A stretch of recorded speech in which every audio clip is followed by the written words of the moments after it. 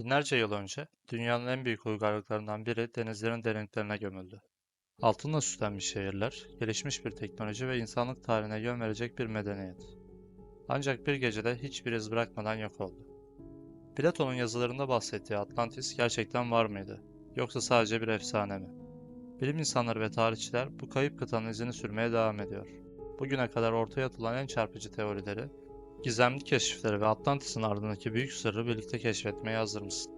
Eğer tarihin en büyük gizemlerinden birine ışık tutmaya hazırsanız, başlıyoruz. Atlantis efsanesi, tarih, mitoloji ve bilim dünyasında en çok tartışılan kayıp medeniyetlerden biridir. Platon'un anlatımlarıyla başlayan bu gizemli hikaye, yıllar boyunca birçok teoriye ve keşif iddiasına yol açmıştır. Atlantis hakkındaki ilk ve en önemli kaynak, antik Yunan filozofu Platon'un iki diyaloğudur, Timaios ve Kritas. Bu diyaloglarda Platon, Atlantis'i büyük ve gelişmiş bir uygarlık olarak tanımlar. Anlatıya göre Atlantis, M.Ö. 9000 civarında var olmuş ve tanrılar tarafından cezalandırılarak bir gecede sulara gömülmüştür. Platon'un Atlantis hakkındaki bilgileri atalarından gelen bir anlatıya dayandırdığı söylenir. Özellikle Mısır'da bulunan rahiplerin Atenalı devlet adamı Solon'a bu bilgileri aktardığı iddia edilir. Atlantis'in gerçek bir yer olup olmadığı tartışmalıdır. Bazı araştırmacılar Platon'un bu anlatıyı ahlaki ve siyasi bir ders vermek için kurguladığını öne sürer. Atlantis'in çöküşü, kibir ve güç tutkusu nedeniyle ilahi bir ceza olarak yorumlanır. Ancak bazı araştırmacılar, Platon'un anlatısının gerçek bir medeniyete dayandığını ve tarih içinde farklı versiyonlarının kaybolmuş olabileceğini öne sürmektedir. Platon'a göre Atlantis, çok gelişmiş bir medeniyet olup büyük bir donanma ve güçlü bir ekonomiyle öne çıkıyordu. Platon, Atlantis'in herkes sütunlarının ötesinde olduğunu söyler. Bu, Atlantis'in Atlas Okyanusu'nda bir yerde bulunmuş olabileceği fikrini doğurmuştur. Ancak modern jeoloji, Atlas Okyanusu'nda batmış büyük bir kıtanın bulunmadığını göstermektedir. Bazı teoriler Atlantis'in Akdeniz'de, Karadeniz'de veya Güney Amerika'da bulunabileceğini öne sürmektedir. Platon'un tanımına göre Atlantis, halka şeklinde bir şehir yapısına sahipti. Gelişmiş bir su kanalı ve liman sistemleri bulunuyordu.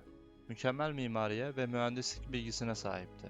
Büyük tapınakları ve altınla süslenmiş binaları vardı.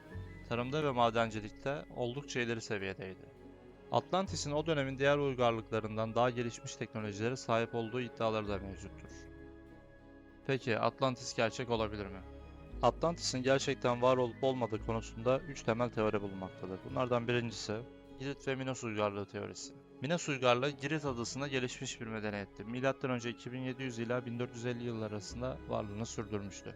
M.Ö. 1600'de Santorini'deki Tetra volkanı büyük bir patlama sonucu Minos uygarlığını yok etmiş olabilir. Bu teoriye göre Platon'un Atlantis anlatısı Minos uygarlığının çöküşüne dayanmaktadır. Karadeniz tufanı teorisi. Yaklaşık 7500 yıl önce Karadeniz'in su seviyesinin aniden yükseldiği tespit edilmiştir. Bazı araştırmacılar Atlantis efsanesinin bu felaketten esinlenerek oluşturulduğunu düşünmektedir. Okyanusta gizemli yapılar, Bimini yolu. 1968'de Bahamalardaki Bimini adası yakınlarında su altında taş yollar keşfedildi. Bazıları bunların Atlantis kalıntıları olabileceğini iddia etse de bilim insanları bu yapıların doğal oluşumlardan olduğunu söylüyor. Peki Atlantis'in popüler kültürdeki yeri nedir? Atlantis efsanesi yüzyıllar boyunca sanat, edebiyat, sinema ve popüler kültürde büyük ilgi görmüştür.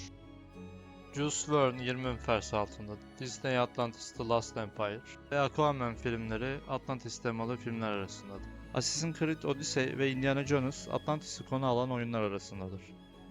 Atlantis günümüzde hala popülerliğini korumakta ve keşfedilmemiş bir sır olarak ilgi çekmektedir. Binlerce yıldır Atlantis'in sırrını çözmeye çalışan tarihçiler, bilim insanları ve maceraperestler. Kimisi onun okyanusun derinliklerinde, kimisi Akdeniz'de, kimisi ise sadece bir efsanede aradı. Peki ya gerçek ne? Atlantis gerçekten var oldu mu yoksa Platon'un anlatımı sadece bir hikayeden mi ibaretti? Belki bir gün modern bilim ve arkeoloji bu büyük gizemi çözecek. Belki de Atlantis sonsuza dek kayıp bir medeniyet olarak kalacak. Ama bir gerçek var ki tarih boyunca kaybolan her medeniyet bize geçmişin sırlarını fısıldamaya devam ediyor. Siz ne düşünüyorsunuz? Atlantis gerçekten var olabilir mi yoksa insanın en büyük efsanelerinden biri mi? Yorumlarda fikirlerinizi bizimle paylaşmayı unutmayın. Eğer bu tür gizemli tarih konularına ilgi duyuyorsanız kanala abone olmayı ve yeni videolar için bildirimleri açmayı unutmayın. Bir sonraki büyük keşifte görüşmek üzere.